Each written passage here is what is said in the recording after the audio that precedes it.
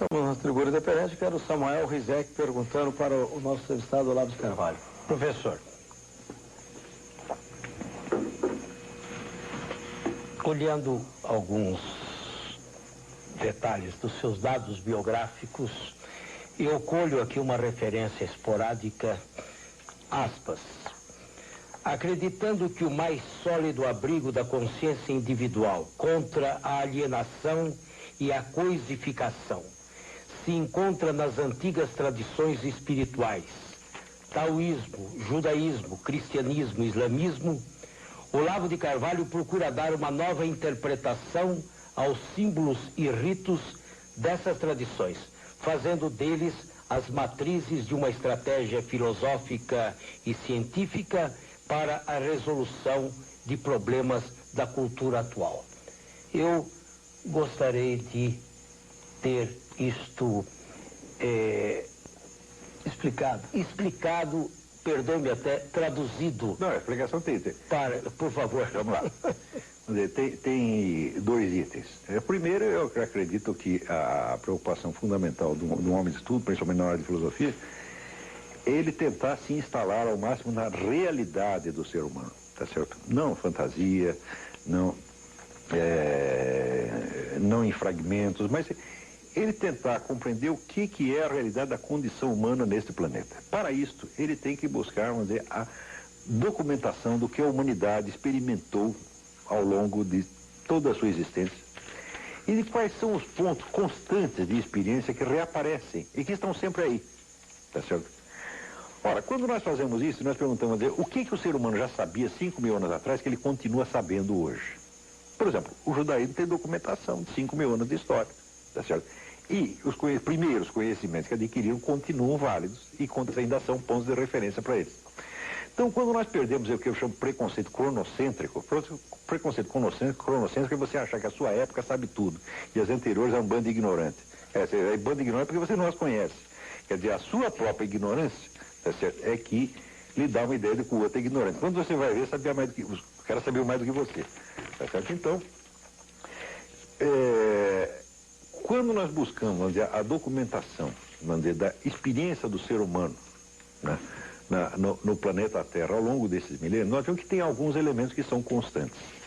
Um deles é o ser humano saber que ele vive num universo do qual ele tem um conhecimento limitado, mas que ele tem a certeza de que para além daquilo que ele conhece existe algo mais. E algo mais, e algo mais. E é uma dimensão infinita. E daí surge a famosa pergunta que Leibniz, que é talvez o maior filósofo do Ocidente, depois de Aristóteles, considerava a pergunta fundamental, que é: por que existe alguma coisa em vez de existir o nada?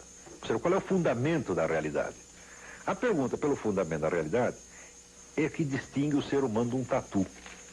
Tá certo? Um tatu pode até raciocinar, pode até um tatu conseguir resolver a equação, mas o ser humano faz essa pergunta: por que existe, tá certo, o ser? Por que existe a existência e não o nada? Qual é o fundamento disso tudo? Ora, o conjunto da bibliografia das grandes religiões é um conjunto das experiências humanas, tá certo? Na busca, na investigação desse fundamento, tá certo? E isso é um legado absolutamente precioso. Tá certo? Quando nós lemos os Vedas, o Tao Te Ching, a Bíblia, o Corão, são os documentos, vamos dizer, obtidos pelas pessoas que mais se aprofundaram, tá certo, na transformação da sua alma para torná-la adequada, apta a saber algo do fundamento da realidade. Algo muito pequeno. O que Moisés sabia era muito pequeno. O que Maomé sabia era muito pequeno. O que Santo Tomás sabia era muito pequeno. Mas nós não podemos fazer nada sem este legado. É uma ilusão idiota você pensar: mas a ciência moderna superou isso. A ciência moderna é uma casquinha desse tamanho construída em cima desse legado dos milênios, tá entendendo? Quer dizer, as três formas básicas de expressão do ser humano, que seria o mito, mitos, lendas, a revelação, a filosofia, tá certo? A filosofia incluindo a ciência. Todas essas são formas provisórias, tá certo? São coisas que a humanidade foi aprendendo. E nós precisamos de tudo o que a humanidade aprendeu desde o começo. Nós não temos que nos fazer de gostosos, achar que nós somos mais sábios do que Lao Tzu, mais sábios do que Moisés, tá entendendo? Tudo isso é provincianismo. É um provincianismo temporal que é pior do que o provincianismo geográfico. Quer dizer, porque você vive de olho na televisão e no jornal, tá certo? Você só sabe daquilo que se passou naquela semana, tá certo? Então você acha que você está no topo do conhecimento humano, justamente por ser o mais ignorante. Justamente porque sabe menos, acha que está no topo. Se soubesse mais, você veria que está no fundo, tá certo? Então, este legado das tradições religiosas é a base de todo o conhecimento que existe.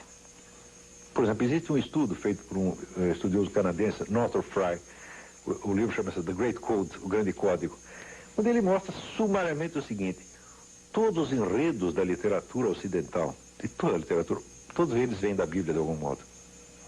Ou seja, se não existe Bíblia, se não tinha literatura, não tinha cultura literária, não existe mais nenhum, tá certo? Do mesmo modo, nossas ideias científicas, nossas teorias filosóficas, todas têm um fundo em mitos ou em ritos. Então é de lá que nós temos que buscar, tá certo? E um exemplo de como se pode utilizar isso em dia é o que eu fiz no meu livro sobre os gêneros literários. Quer dizer, por explicar a origem dos gêneros literários, tá certo? A partir de certas propriedades das línguas sacras. Eu sei muito pouco dessas línguas, mas o suficiente para entender isso. O hebraico, o grego, o árabe, tá certo? Então você vê que na estrutura das línguas sacras, não das línguas modernas, existem todos os elementos dos quais se produzem todos os gêneros literários. E assim, quem for buscar nesse legado vai encontrar cada vez mais coisa, mais coisa, mais coisa, mais coisa.